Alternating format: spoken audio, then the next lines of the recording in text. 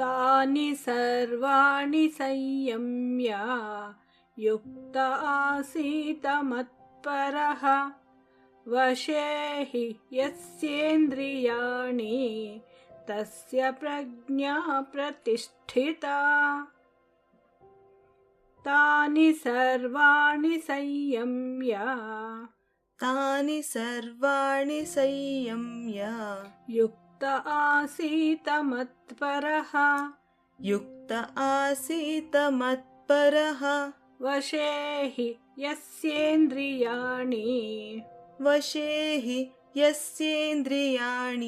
तस्य प्रज्ञा प्रतिष्ठिता।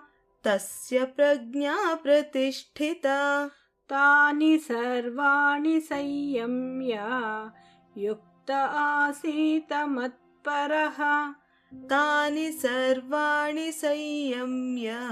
युक्त आसीत मत्परः